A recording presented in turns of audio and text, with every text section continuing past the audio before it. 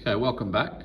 So what we're going to look at now is, we previously spoke about the two ways that muscle grows, either through size development sarcoplasmically, so the increase in the amount of fluid, or the myofibrillar hypertrophy, so the actual development of the muscle fibers.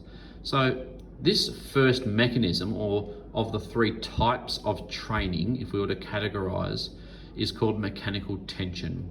And it directly links, if we look up here, with the myofibrillar hypertrophy type. So the increase in muscle fiber size and its ability to produce force. We've got a couple of key words there, and that is power, force, speed, and that little equation of mass times acceleration equals force. Okay, so everything's about moving things really fast or moving things that are really heavy, and that requires a lot of force, a lot of strength. When we're looking at the types of exercises that this would be, it would be heavy barbell work like bench presses and squats and deadlifts. Could be weighted chin-ups or barbell bent over rows, things that you're generally going to lift really heavy, or even things like sleds that you can move really fast or really heavy.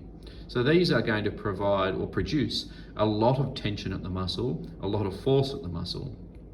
And what it'll do is it'll force it to change, because there's been so much stress to that muscle fiber or the myofibrillars at the really minute cellular level.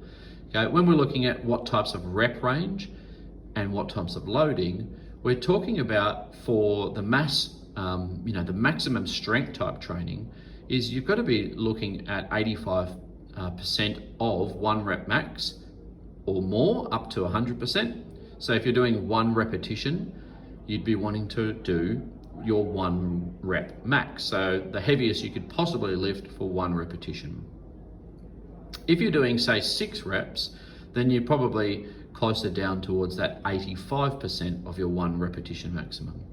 The only variation in that is if you're trying to move something really, really fast, and you actually want it to move really, really fast, we might have intentions at 90% of our 1 rep max to move it quick, but it is so heavy that we just simply cannot.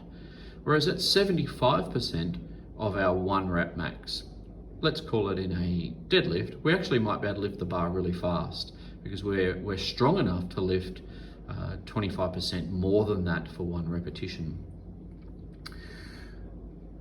If we're trying to get our muscles to do something that is so demanding, we really can't do it for many more than about 6 reps effectively, because the speed and the output just decreases. And one of the main reasons, as I've got listed below, is one of the energy systems that we've gone through, which is called ATP-PC. So our ATP-PC system lasts for very little at all, up to about 10 seconds. So if you think that you're doing, say, 2 or 3 reps, and they're really fast in movement on the way up, you might not really do much in the way of eccentric phase. Think of it like an Olympic lift. It's just the concentric phase as fast as you possibly can, and then drop the barbell. Okay? So we need rest of at least 3 minutes, and that is the time that has been studied to be able to fully regenerate that energy system, that really explosive energy system being ATP-PC.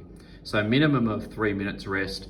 So if you do see someone doing really heavy, like power lifting, Olympic lifting type training in the gym, depending on what gym you're at, and they're taking a long time between their sets, then it's probably not because they're being lazy. It's because the work is so demanding that they need that. So that's something that you really need to look at when you're writing your programs, is 1 to 6 reps, plenty of sets to get your volume. The loading needs to be really heavy, and you absolutely have to give the muscles at least 3 minutes to recover.